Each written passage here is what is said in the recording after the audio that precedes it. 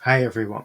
I want to just take this opportunity to remind you of our upcoming prophecy conference.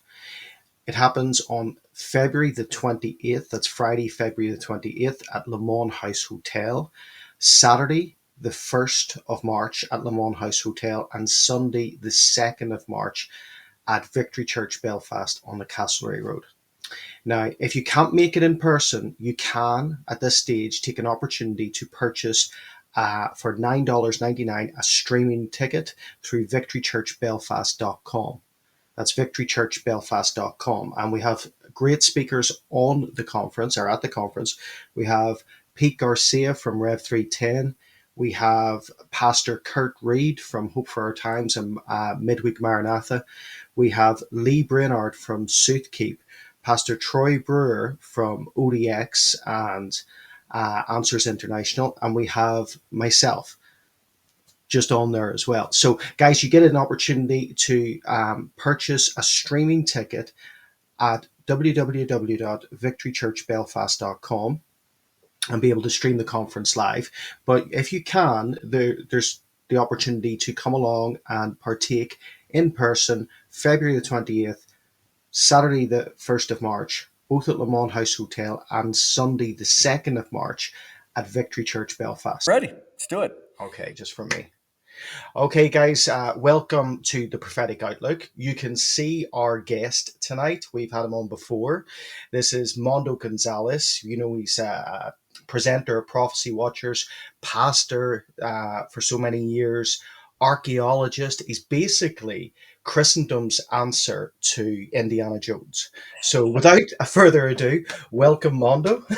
Oh, it's good to be here. I wish that was the case. I'm a wannabe. I'm a wannabe, that's for sure. Well, you have to bear with me tonight. I've got what most of society knows is the worst medical condition anybody can go through. I've got man flu or cold. Um, so Oh, bear with me. But really, we've got a lot to discuss. There's an awful lot that happened that's been happening. And probably where I want to kick things off with is the recent statements or recent rhetoric come out from President Trump in regards to uh, Ukraine's leader Zelensky and how that's going to adjust the kind of global positioning of things. I don't know about you, but I see that there is certain maneuvering going on, alliances being made. So, what do you think, first off, about the comments? well, the comments are expected in that I think Americans and even many conservative people they love Trump. They love they don't necessarily. There's a well, let's say it this way. In our world, there is a Trump is either the Antichrist, which I get emails all the time, So, yeah, and or he is a savior type. And yeah, so, no doubt, the truth is in the middle yeah. somewhere. But for those that are honest in as even as Christians, look, um, there's no doubt that every Christian should love some of the things that Trump is doing because Mhm. it's actually quite amazing, and I hope that it continues with accountability and other things. But we also know we're not dumb either. We recognize, or we should, that Trump is a very enigmatic person, and what I mean by that is, I follow. I say this often, but I follow his Telegram channel, his Mhm. and you'll see the language that he uses is about winning. That's his entire goal is I'm a winner. I'm the first one that's done this. I'm the first one here. First one did this. Everybody else is a loser. Yeah, Okay, so you know that's those aren't Christian sentiments for sure. That's certainly not the attitude that Jesus had. But nevertheless, so if we understand Trump in the way that he speaks and his background, then we can see the language that he uses is very typical of what he's always done. He thinks in terms of winning and losing. And so he also thinks in terms of positioning. Mhm. Again, his book, Art of the Deal, kind of lays out his entire mindset as a negotiator. So I think the comments that are coming out, especially about Ukraine, Trump, when he first discussed and met with Zelensky or talked with him at least, um, he was very cordial, but I think, and that's fine. You got to be cordial. But I think what we've seen is later, Zelensky came out and did a kind of a backhanded criticism of Trump, Mhm. which was very foolish because you had this cordiality that was there until Zelensky came out.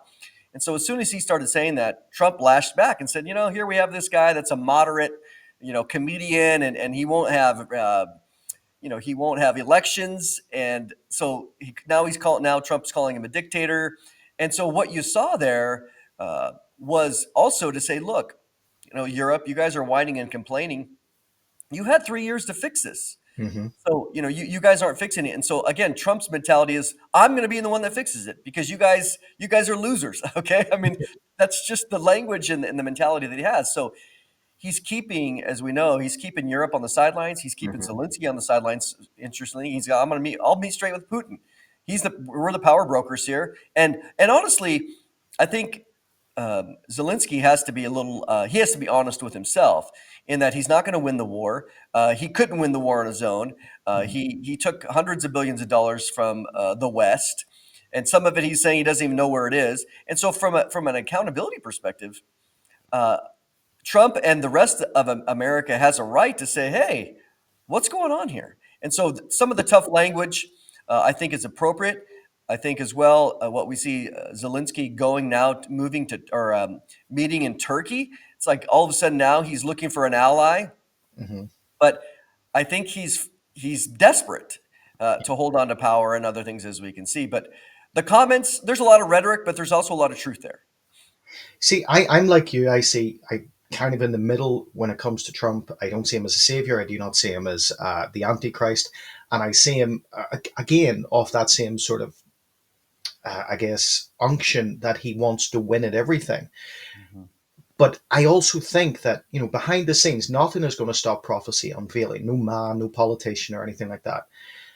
But what we're seeing, I find extremely interesting. So Monday, I think it was Monday the 15th, something like that. Monday the 17th, sorry, of February, there was the meeting of the European Union leaders.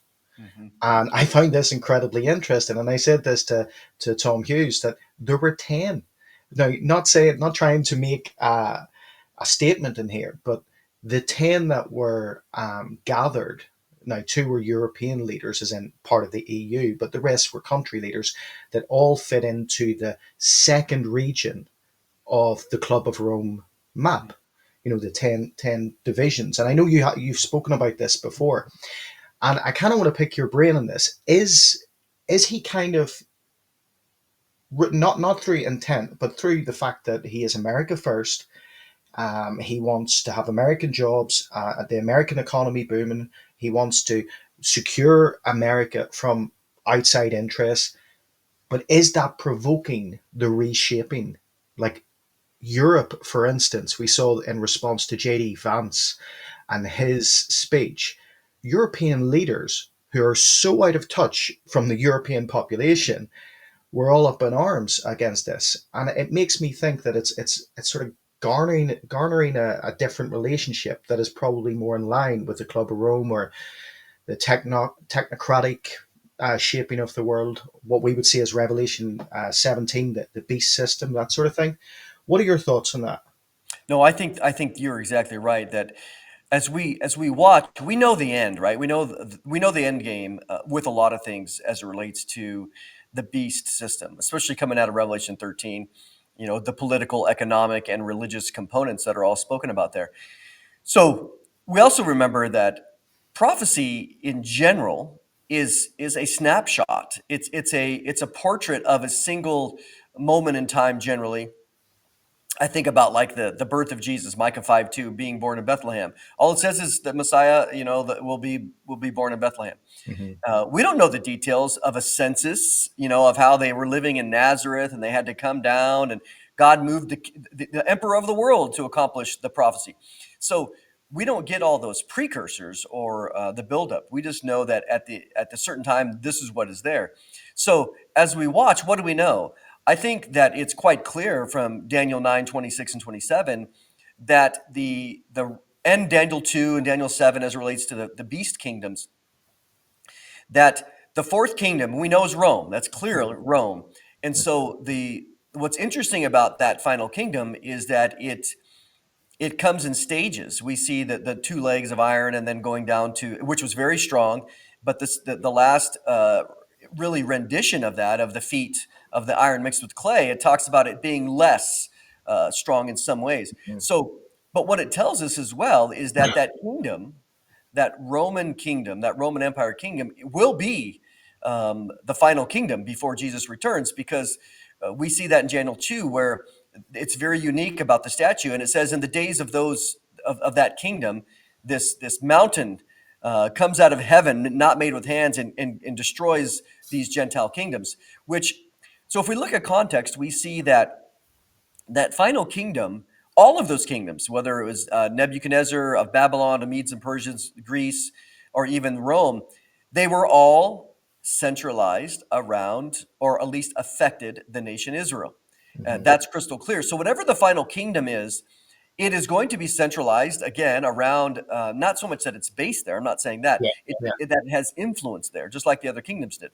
So, what you just described. So, what I'm saying, the long-winded answer to that is that I think that Europe is absolutely going to be the base, the Mediterranean basin of the final kingdom, just like it was in the time of Rome. I don't think it needs to be Italy or Rome itself. Mhm. It's just that's the kingdom. So what Trump is doing by disassociating, and think about what he's doing. He's saying to them, "Hey, look, the gravy train is over, that you guys relying on America's wealth to secure yourself.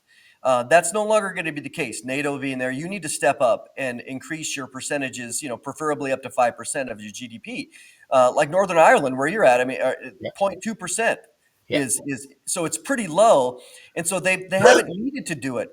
But so what Trump is indirectly doing is, by withdrawing back, he's basically pushing Europe to create their own army and defense. So I think, will that be the future weaponry of the Antichrist? Most likely it will be. And so again, like you said, Trump's not intending to do that, but by backing out, they have no other option but to change their percentages in order to build up the defense. And as we know, they've been talking for for at least a decade, about having a standing European army. Mhm. So I think all of this plays into that over the next whoever knows how long. But as you said in the meeting, they're realizing, hey, we Trump's throwing it down, so we got to figure something out, because we can't rely on America in that way. And let me just say this one last thing, is that as strong as America might be, America could be destroyed in a moment. Yeah. An EMP, God can destroy America in a heartbeat. So if you time that with the rapture, as well as some other chaotic and supernatural events, or even natural events, we have a huge caldera over the Yellowstone National Park that could blow up. America is not this, formidable nation that couldn't be brought to its knees in a moment, and then the power would shift over to Europe in a moment. I came across a video today. I'm not sure who it was teaching, but it was someone talking, and it was a couple of years old, how Brexit stood in the way of the rebuilding of the Ten King system. And then what we've seen with Keir Starmer, who is basically, even though he says out loud that this is not what he's doing, he's also called it a European reset, where him and Macron seem to be best buddies now, and it's interesting that we're seeing this happen, and we're seeing it happen even. It makes me think democracy to some extent is dead, certainly where we are, you know with what the those in charge are doing. It's never in line with the populace. It's never in line with a consensus of opinion. It tends to be just the elite doing what they're wanting to do. And then that makes me think, in terms of secret societies, in terms of those behind the scenes, in terms of nefarious actions, do you think that there are, um, I guess, puppeteers or puppet masters behind the scenes pulling and directing the course? Or do you think that this is just the natural political jostling that's going on? I would have to say the answer would be yes to both, Okay. because we know Ephesians 6:12. Principalities, powers. We see in Daniel 10, the prince of Greece, the prince of Persia. We know that there are these principalities that are dominating certain geographical areas. I mean, it's hard. Mhm. It's hard to get away from that scripturally, and so I have no problem embracing that theological viewpoint. And so you have strongholds, and you have demonic forces, or even again larger fallen angel forces. If you take the Michael Heiser Divine Council worldview, which I think he does a good job on that.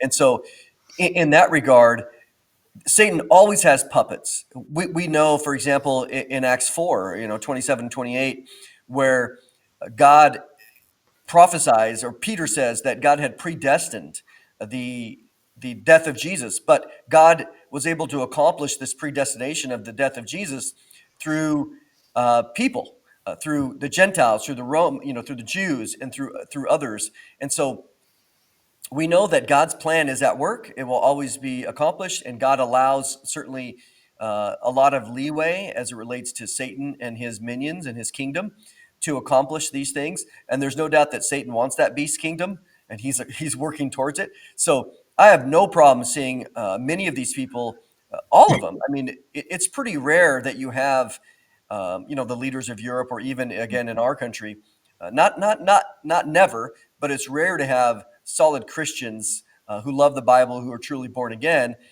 being in places of ultimate power. Again, you have some, but in Europe, there's probably far less. And so, in the sense of what they are seeking to accomplish, this is going to, I think, again, Trump, whatever Trump's intentions are, only God knows.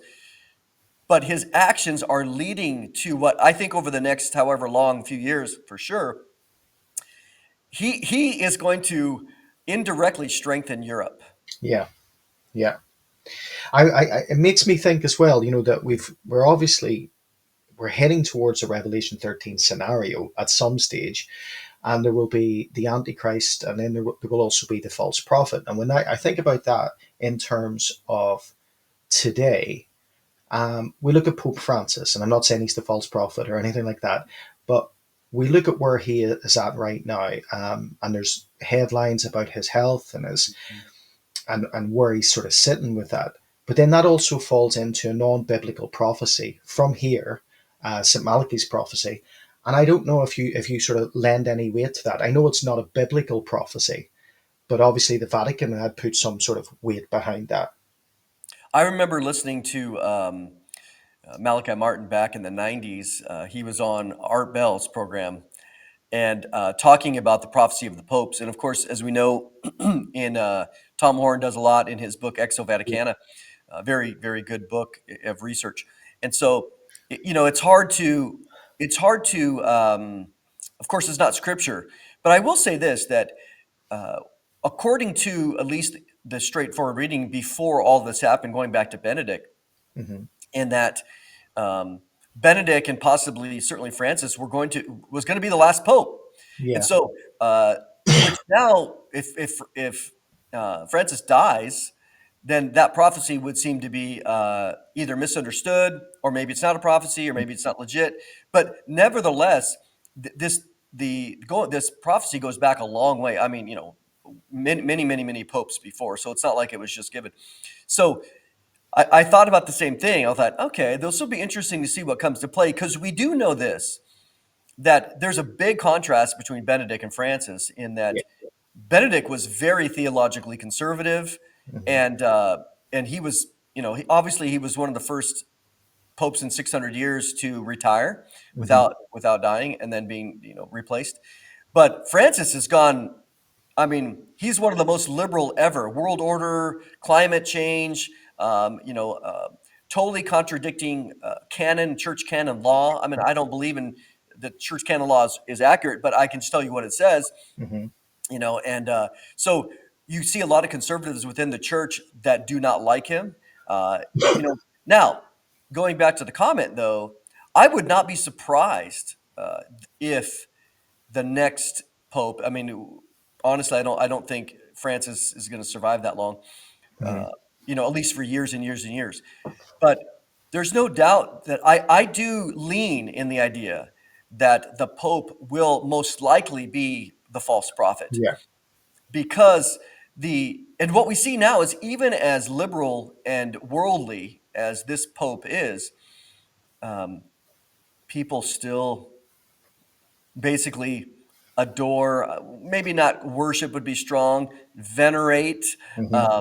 without any biblical discernment at all. So to see a coming pope use that leverage of a billion Catholics, and let's also not forget too that if when the rapture happens, we know that.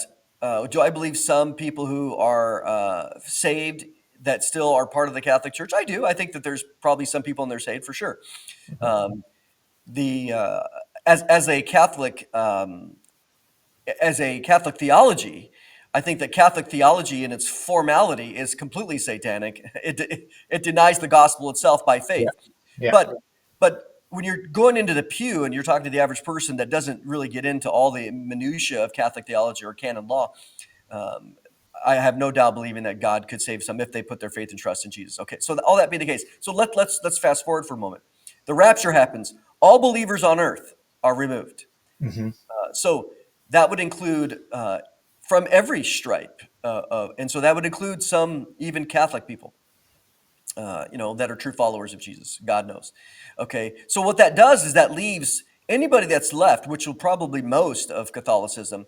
That means that they're going to be unbelievers. They're not going to have a biblical framework. And secondly, introduce what Second Thessalonians 2 tells us is the great delusion. Hmm. So for the Pope to that future Pope, if he was the false prophet, to bring along a billion people into that system, which coincides with a great delusion, a spirit of delusion and deception, Hmm. uh, no problem at all. And so to bring a billion people into the beast system in a moment, I would not be surprised, honestly. Could it be something along the lines of, we've seen Pope Francis as maybe a forerunner. I think his age, could preclude him from being the false prophet, but and certainly his health. But if he's a forerunner for the false prophet, the next pope comes along and opens up things even more in terms of universalism. We've already seen the likes of the Chrislam, Abrahamic Center, all of that, and then that would also probably, to some extent, not trying to squeeze it in there, but fit with the Islamic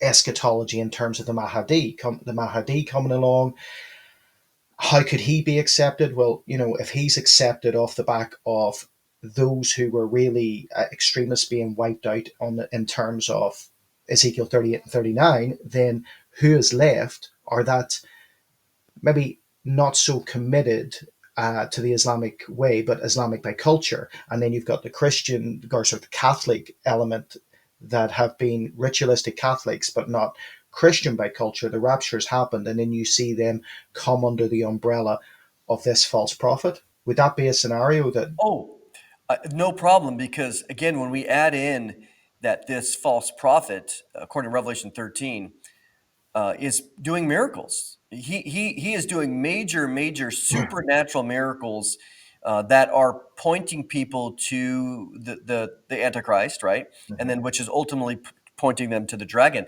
So when you add in all of those supernatural scenarios of miracles, which again, for the average person who's under the great delusion already. They didn't get taken in the rapture, so they don't have a lot of biblical knowledge or discernment in that regard already. And so when you add that to Second Thessalonians 2, that the coming of that system is with all power, signs, and lying wonders, Mhm. uh, there really is. We shouldn't be surprised, or we should think, well, and that's why I say this. Um, as we're sitting here and we're thinking through it logically, which I absolutely appreciate, but I don't know if we have the capacity to truly grasp once the restrainer is removed and you have this supernatural deception uh, on a believer. Jesus said it would be so bad, right? That Mhm. if it was possible, even the elect would be deceived. We know it's not possible for them. So Jesus speaks on it, taking it to another level, so that if a person is not a believer or one of the elect during the tribulation period, they're going to believe anything. And when you add the miracles to it, there's almost no chance that they won't fall into deception and delusion. And so, if we add all those together, what you just described with the Pope and possibly Islamic and the Chrislam, we've already seen this Pope give basically tacit approval that Muslims are going to heaven because they worship the same God. So, put that on steroids Yeah. into a non discerning, non biblical framework, and all of what you just described, very, very, I would even say probable. It's likely. I mean, it's most likely going to be exactly how you described it. Well, it also, it's just occurring to me now, it would fit in with Alice A. Bailey's externalization of hierarchy, because and it's funny enough, that book was about 2025 onward, that there would be this externalization of these spirit leaders coming on the scene. And I'm sharing this at the conference that we're doing, but the ICA, so basically this year has been termed under a lot of different headings, but one of the terms is the International Year of Cooperation. Mm. And the logo that was used was the lotus flower from the Great Invocation on the externalization of hierarchy, talking about the Matzerah, the world teacher who comes on the scene. But you can see how all that fits together, because the New Agers or the Luciferianists, sort of, that kind of branch of things, they see, they claim that Buddha, Jesus, Muhammad, they were all this sort of uh, divinely appointed world teacher, and therefore many ways to the one destination as opposed to one way. Do you think the church in its current state, now I'm not talking about every church or the remnant, I'm talking about the church in its current state, is doing a disservice to the populace in not teaching prophecy and not bringing out line by line, precept by precept teaching? Oh, absolutely. Because, some people would say that what's the purpose of the church learning about what's going to happen during the tribulation because the church isn't going to be here? And so often it is used kind of as a cop out and to say, well, I don't need to concern myself with that. Well, there's two things wrong with that. One is that we're to preach all of the God's counsel. There's even the book of Revelation.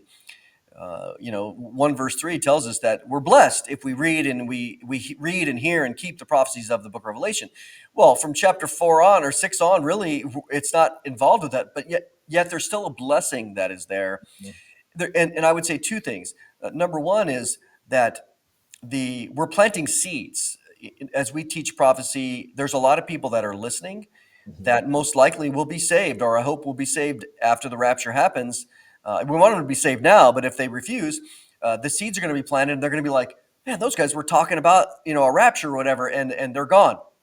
And so now that is those seeds that were planted are going to be fruitful in that regard. And so we have that angle. The other angle too is that as all of us do, and having prophecy conferences and other things, what we've said all along is, hey, look, the Bible gives this snapshot of this coming final beast kingdom. But the beast kingdom doesn't arrive overnight. Mhm. All of the circumstances that lead to the kingdom, all the technology, all of the political ramifications, connections, all the wealth, all of the again economic, everything else, those things are building through years and years and years and decades. As we know, the consolidation of the European Union began in 1957. With the Treaty of Rome as an economic system. So we can see there's been decades that this is coming to be. And as we watch it unfold, we're able to say, hey, everybody, take a look. All the things that the Bible says are being put into place. It's like the typical, the stage is being set of a play.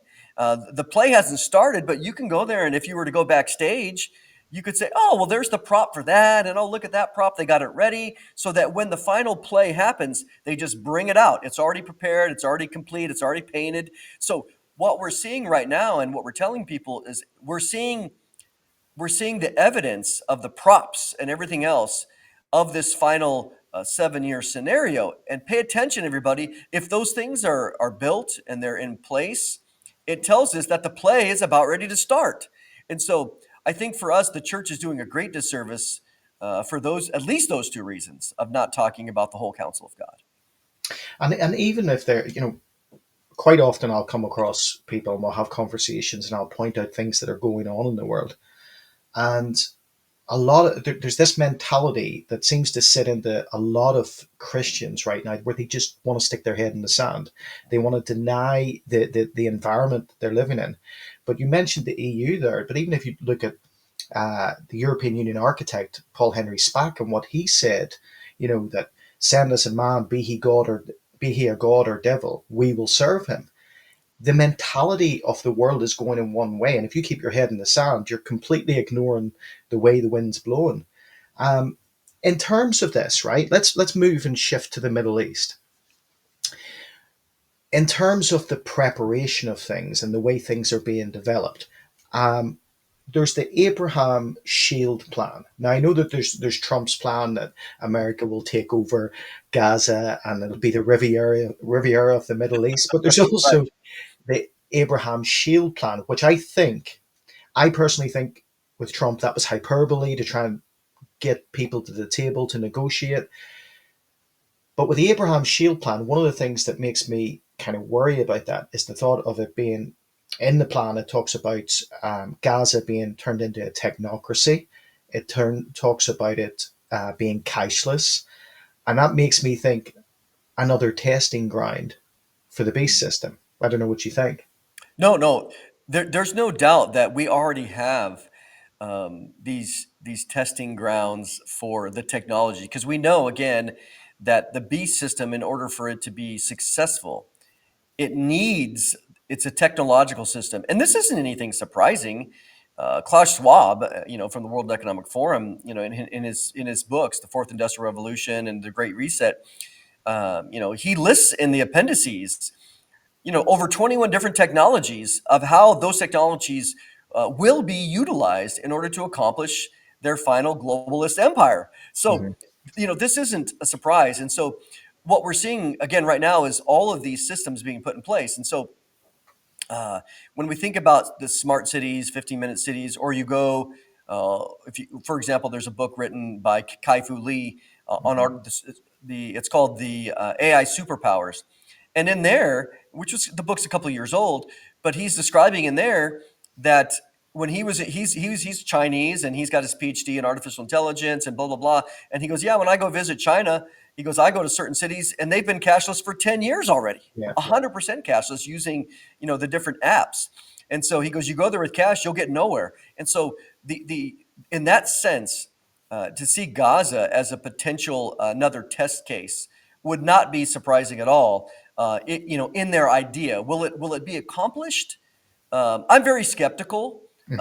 I always remain open minded in these things because, as we know, things change. But um, I'm skeptical that they will get the Palestinians to leave or to force them because that would create international scandal with international law of displacing people forcibly. Hmm. I think again, Trump, as you mentioned, in hyperbole or even a little bit of naive thinking, he thinks in terms of the Western American dream. At least our dream, the typical American dream, is to have a 3 bedroom house, a white picket fence, a dog, and 2.5 kids. Okay, and to live in the suburbs and to have a job and everything else. You take vacation twice a year, blah blah blah. Palestinians don't think like this. Hmm. So Trump, he's thinking, well, we'll just give them the American dream and they'll be glad to move. I think he's very naive in not understanding the culture of the Palestinian people as well as their hatred of Israel. They would rather die than go get a house with a white picket fence. And so, um, hyperbole. Only God knows his heart. But I think that what you said is correct in that it does. What has it done? It's got people to the table. There's no Yeah. doubt Yeah. for sure. Again, technocracy in Gaza. Israel's very technically advanced, as we know. Hmm. Um, how effective will that be accomplished? Their desire's there, but I find it I'm skeptical at this point. Again, open minded to change my mind as we see things happen. But I I think, wonder. sorry, I think it all comes back to this race that all the major nations are in right now. You know, this idea of racing towards an AI singularity, a finish goal of we're the ones. And like you said, Trump saying, you know, we won. But then that got me thinking. I was in the car earlier and I was just thinking about pre World War One. There was the glass famine of the UK, you know, where glass was used obviously for the likes of sniper rifles, for optics, for being able to operate machinery and stuff. And glass was phenomenally important. But pre World War One, because of the taxes that were induced upon the gas manufacturing, the glass manufacturing in the UK sort of shut down, and that meant that during World War One, we were on a back foot, and Germany was way ahead. They supplied like 60% of the binoculars for the UK. It was weird. So when you look at this, does this AI sort of race that Britain's in? Britain has been very careful of saying we want to win this race. We want to be forerunners in this race. China wants to be forerunners. America wants to be forerunners. Now you're hearing the big nations sort of come in. Is it all going to come down to resources? Who wins this race is the nation that has the resources for the likes of silicon chips and stuff like that. I think ultimately that is exactly right. That, the algorithms and the stuff that is being done. I just saw the other day. I watched the with Elon Musk bringing out Grok 3 Yeah. AI, and how advanced it is in comparison with certain benchmarks to others. And they talked about it. It's being updated daily, and Mhm. so its efficiency.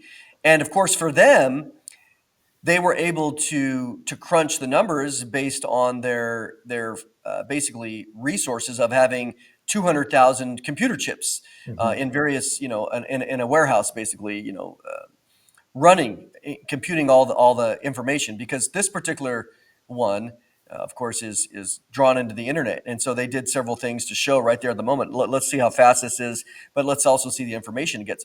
But okay, if they have 200,000, and they said they did, they said they built the first one with 100,000 chips. They built it in like 120 days, 4 months or something. Mhm. And they added the second 100,000 chips in 92 days. And so now they're at 200,000. Well, let's say they want to go to 400,000. You go, oh, well, wait a minute. We have the algorithm, we have the programming, but we can't get the chips because of the resources. And so ultimately, the person that has the hardware I think, is going to be the winner. And this is why Trump has been so eager to get agreements out of Ukraine because of their rare earth minerals for a variety of things, not just chips there, but also batteries and stuff like that. And I think for the most part, China holds the cards, as we Mhm. know, in the rare earth minerals, and they know that too. And this is why Trump, see, to Trump's credit, he's realizing that, look, we need to play hardball here, or to put America first, or for, again, as you said, for America to win. We're not going to do it with our hands sitting on our hands. And this is where the Biden administration was so short-sighted in that regard, in that they didn't think through all these things. Again, just technologically, or oil independence, or energy independence. Mhm. So what you said is exactly right, and you see. I find it fascinating that, in the sense of Britain or others, where are they going to get their resources from? Yeah. Yeah. I mean, we have, of course, America is very large, and so there Mhm. are a lot of deposits, lithium and other deposits here. They just need to be found. And so what we're seeing now is Trump's desire to not be dependent on any other country for anything, really. Yeah. That we are independent in all these areas, and I think that we have such a large amount of territory. We just got to find it. And this is, again, another reason why he's talked about Greenland being the 51st state, or even Canada, being a 51st state, because Canada also has a lot of resources of rare earth minerals. And so, but what you just said, as we watch it unfold, that will be, I think, the hardware is going to be the ultimate determining factor. And that'll probably push these coalitions and alliances together because Britain on its own won't have the capability, but if it pushes it closer to Europe, on this European reset that Starmer's all for. And I have a laundry list of complaints about our prime minister. He is not someone I'm a fan of, and he seems to be leading this whole nation down the route preset by Klaus Schwab. And I remember back to pre-election, there was the video footage of him coming out saying that his allegiances lay with Davos as opposed to Westminster, and it Mhm. just shows you that there's this kind of agenda there. But obviously, with all of that said, everything that we look at prophetically, the bullseye for everything is Israel, is the Middle East, is what is happening out there. And obviously, I read your book before we talked about it, in terms of the red heifer prophecies, and the red heifer rituals. How close are we? Is there any news on this? Is it a case of maybe this Passover, or you know, is it being kept under guard until the next phase of the hostage releases and all that happen? I think that all of the above, in that we know that originally, going back to the summer of 23, so, almost, certainly 18 months ago, they had made a decision that we're going to do the ceremony in Passover of 24. So basically April of 24. So about a year ago. And that was the plan. That was all the plan. They had preliminary permissions from the Israeli government. And then, of course, starting again in July of 23, they're planning this. Well, then October 7th happens, as we Yeah, know. And then now Israel is at war. Kind of you have an existential threat in Hamas, relatively speaking, and they came to the fruit. It came to the point. It came to the head there. So then, fast forward to January of 2024, so just over a year ago, and Hamas comes out publicly saying one of the reasons that they attacked was because of the red cows. So that went in the news, and that squashed absolutely everything from my sources saying, "Hey, we can't talk about it anymore." So, sources in the Middle East, because secondly, what contributed to that was the Biden administration pressing Israel, hamstringing Israel, tying their hands as it relates to weapons in their war against Hamas. And so certainly Netanyahu wasn't going to allow a red heifer ceremony, which would provoke and throw gasoline on everything. yeah. Okay, so everything just got squashed. And then what I saw as well was a change in the tone of even the Temple Institute.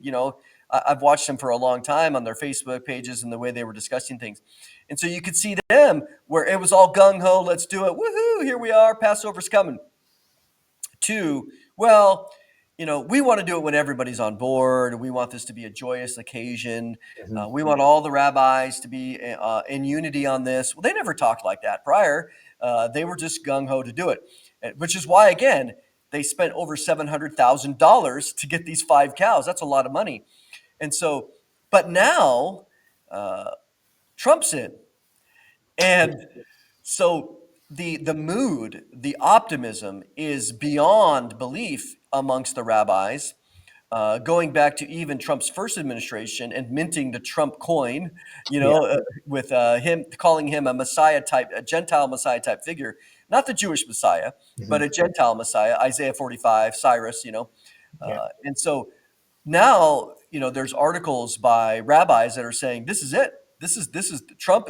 Once we clear this Hamas thing up, like you mentioned, the ceasefire agreement. Once this gets cleaned up and calmed down, then we can have the confidence that and the safety that and the overall support of the government, in the sense that, remember that this is the most religious government in the history of Israel Mhm. for them, and so they're eagerly waiting. They are going up on the Temple Mount, and they do know that they will have the backing of the United States government, Trump specifically, to crush Hamas. So right now, the optimism, excuse me, in Israel is even more than it was a year ago. Yeah. So I think what we know is there's 3 left that are still qualified. There's no upper age limit. That's very important to know. The minimum age of 2 years and 1 month passed in November of 23. So with the fact that there's no upper age limit, that there has been no, I would say, there's been no greater optimistic time than for the red heifer ceremony to take place on the Mount of Olives than Mhm. right now. The period that we're entering in as we speak. It could also be garnered with the what Israel's response, as in the nation's response, is to these horrific videos of the release of hostages. We have just seen the coffins of the Beavis family and so on being released. Do you think that that's in regards to the ceasefire, in regards to the continuation of the 42 days and 42 days? And do you think that's going to throw a spanner in the works because there's going to be this public outcry? Because honestly, I'm in tears watching that, and I'm on the other side of the world, you know. So if you're living in Israel, you know, what's that going to do to the average individual, average citizen? What's it going to do in response in terms of the politicians? Is it going to garner a different take in terms of this so-called peace process that they're experiencing? I think that uh, in the book, I have a new updated edition coming out on March 4th. Well, actually, we already have it here at the ministry. A new edition, updating with all the stuff that wasn't in the first book from 2 years ago, because there's so much happening. So, but in the new book, I discuss the variations of Israeli society, Yeah. and in the Israeli society, you have 70% are typically you would call them secular, or Hmm. agnostic, 30% religious in all the different stripes.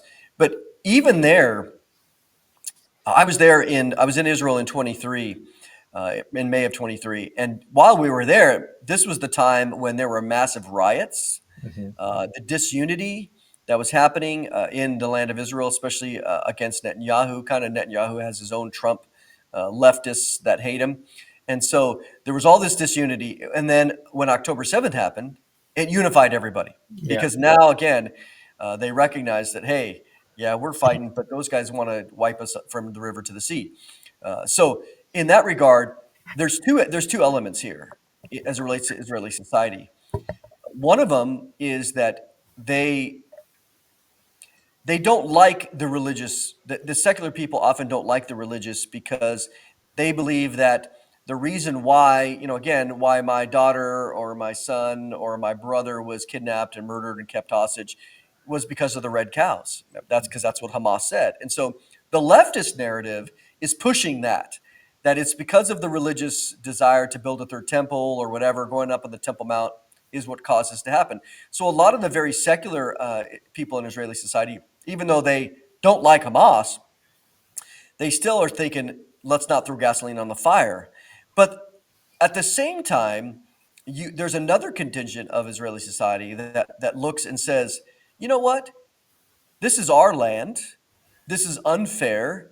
That there's discrimination. Why? Even though they're not religious, even though I'm not religious, uh, why is it okay for only the Muslims to pray on the Temple Mount when we should be able to do that as well? So why should we see and allow discrimination of Jews just because they're Jews in the Temple Mount or any of these other areas? And so and also to look at the people like Hamas again. They're murderers. They're barbarians, as we've seen. That you have children, babies that are killed uh, coming over, and so you have that level of sympathy now to say these guys are tyrants, and basically we're going to do everything we can to stifle anything they want. So if they want this, we're going to do the opposite. Yeah. And so there's no doubt there is an emotional element here, which justifiably so, to create and to shift the thinking of some of the even more secular people. It makes me think like the Middle East is always that sort of hotbed in the sense that things could spark off at any moment. But then, you know, with Trump's rhetoric the other week about let all hell break loose, and then you saw the Egyptian Hmm. tanks on the border. it's getting me to the point where I'm sort of thinking, right, there's something major coming, and it could be around the Temple Mount, it could be around the red heifers, it could be now that's just a feeling. I'm not saying it out of anything like that where I've got understanding or sort of insight in this. It's just a feeling that I see that I've got, and one of the things, and one of the interesting components to this for me was the Abraham Shield Plan, the Abraham Alliance, and the Abraham Accords, and how that integrates Saudi Arabia. Because I'm going to be honest, Mohammed bin Salman is extremely interesting to me in terms not of like I like the guy, but he is. I would say that I don't know whether he is the Antichrist or anything like that, but I could see him part of that Mhm. 10 region system. I could see him part of that in terms of, you know, what he kind of represents. I don't know your thoughts on him, but Oh, this he is very enigmatic yeah. in you almost you don't want to say that he's secular because he certainly is not, but yet I think he is no doubt the brains behind the advancement Mhm. of at least Sunni Islam, you know, Yeah. from Mecca and Medina and Saudi Arabia. And as we know, there's a battle. There'll always be the battle between the Sunnis and the Shiites in that regard, you know, and the Shiites being primarily in Iran. Yeah. We also remember that Turkey is Sunni, and so Turkey has a desire to compete with Saudi Arabia, Mhm. Sunniism, if you want to say it that Yeah. way, Sunni Islam. So, but there's no doubt that Salman, what he's trying to do is advance Saudi Arabia in several ways. As we know that Neom, their city, the great, 175-kilometer city, and it's not just that, all kinds of things that they're doing in order to advance them technologically, like a Dubai. Hmm. But in addition, he's trying to get guarantees from the United States for nuclear energy as well as security. And whatever that order will be, I see him similar. If you think about his wealth and the wealth of what they have, it's certainly greater than even Elon Musk at Yeah. 400 billion. Yeah. So if I see him as and he's becoming at least an advancer of a technocratic society. Hmm. And so, if we put him in the mix of being a potential, one of the 10 kings or something like that, one of the 10 figures, he certainly would absolutely could come into play at the final day and make an agreement and say, look, I speak for Islam in many ways, and we know, what do we know? That Turkey.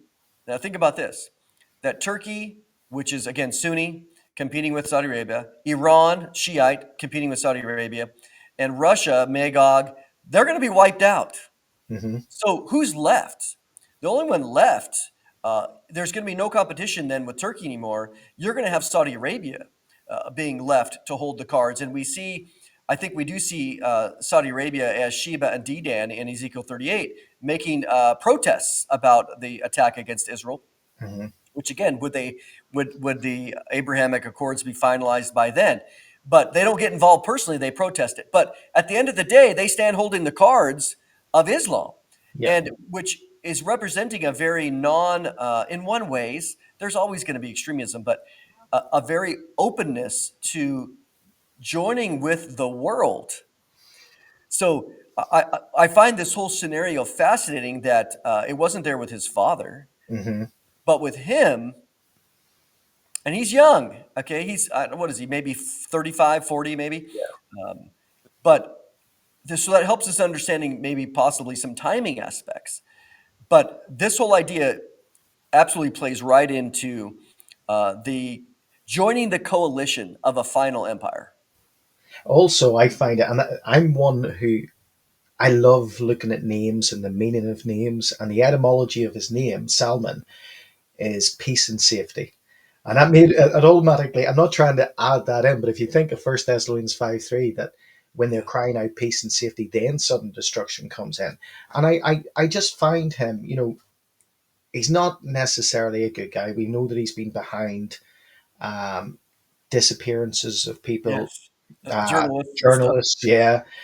And I just think his desire to be part of the world scene, because one of the things that um, seemed to be in his conversation with Donald Trump was that he would be a part of the situation in Gaza and sort of bringing restitution to that, but at the same time he wanted to be part of the, or introduced or step into the G7. He wanted to elevate the position, and all of that just starts to ring bells for me. And I'm not trying to make an assumption, because I believe that we're gone before all of this happens. But there's an awful lot in that that's interesting. Like you said, the AI sort of technocratic interest that they have.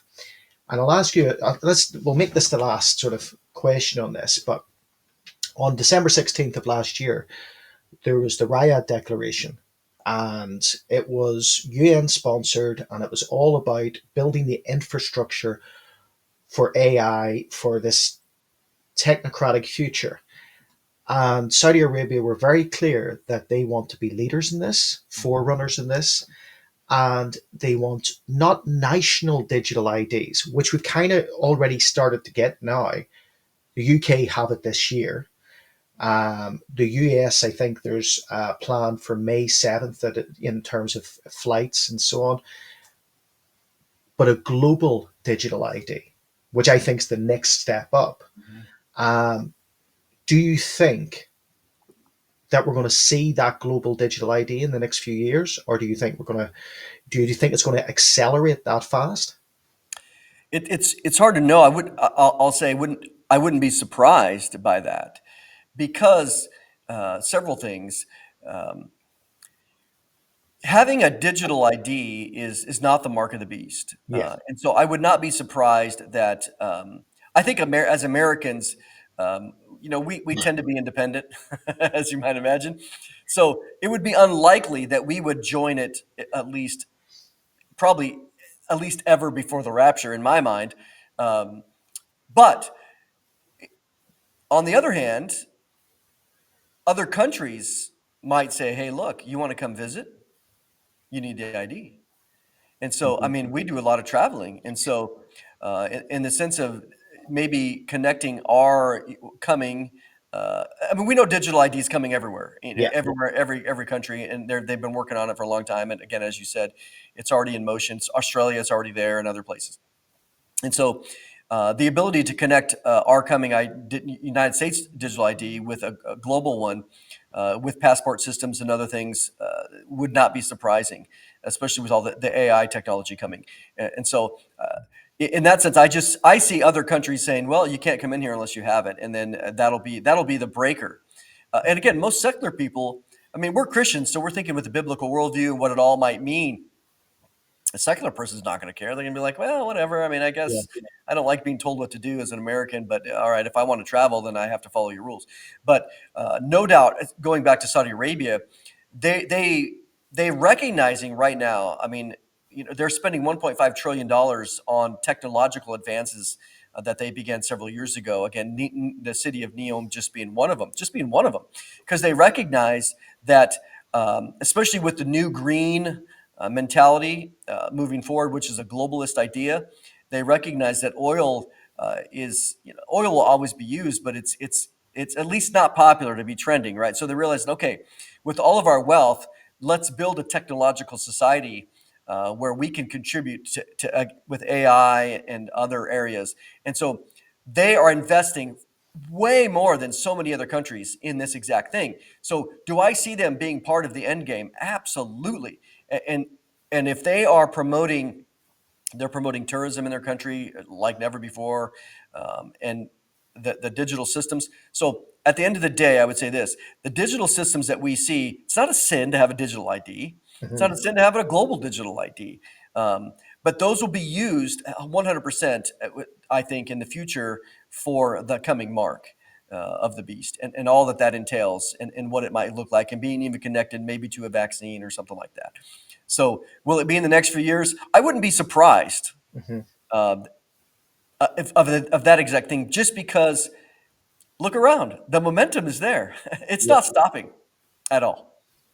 I'll finish because you just put something in my head there. I was messaging with Kurt Reid, Pete Garcia, and Lee Brainerd earlier because they're coming over for our conference next week, and I got an alert for the flights from American Airlines that anybody coming into the UK from the US now needs to have an ETA form. So sometimes you used to fill in like a visa form and stuff like that, but the ETA. So I took a screenshot of what it was needed, what needed to be done, and one of the things was is the presentation, obviously a picture of your passport, but also your face. So an actual, picture of your face, which makes you think, right, this is moving at a faster rate. They've made the laws, they've made the infrastructure there. And like you said, if it's put on a case of traveling, we saw so many people throughout the pandemic that were maybe against injections, but took injections for the sake of travel. And is that going to be the next level up? It could be. I think it sort of jumped out of my head that I was talking to them earlier because I kind of got into a little bit of panic going, oh no, they're coming over next week and this says it has to be done 3 days before. And kind of, but then when I was looking that it requires facial, like an outline facial picture so that you can actually identify them. Well, that's then scanned onto the system. That's your biometrics. You know, well, look, this has been a great conversation. I've loved having you on. You've been on a few times, and we've talked in person, and obviously you're a delight to have on. You're a wealth of knowledge, and all of our listeners and watchers all watch Prophecy Watchers. It's again, it's the go-to place at the minute, for for your knowledge and for your information. So thank you again for coming on. Yeah, well, and share if you will Oh, about the you paused. conference, how people can find it, because we'll post this up Oh on our no. channel and would love to promote what you guys are doing over there. If it's live streamed or not, but everything else, who's coming? Yeah, kind of give us the rundown. Yeah, that's thank you very much. So the Prophecy Conference is the 20th of February, 1st of March, and 2nd of March. It has myself, Lee Brainerd, Pete Garcia, Troy Brewer, and Pastor Kurt Reid. And it's in Belfast, but the whole point to this, it's the whole center around this is being battle ready. For the very point of view that I think that the church isn't to go quietly into the rapture. I don't believe there's anything in the Bible that tells us to be just pew sitters. I think that we're all to be operational in the walking out the walk, reading the word, and letting it be a lamp to our feet and a light to our path. So it's going to be a great conference, and I know that specifically because the amount of like things that have went wrong before. Always the case.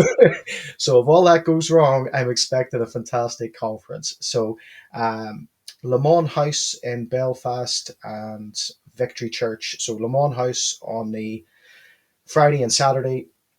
That's the big hotel, and then in our church on the Sunday for Q&A and things like that. So it'll be good.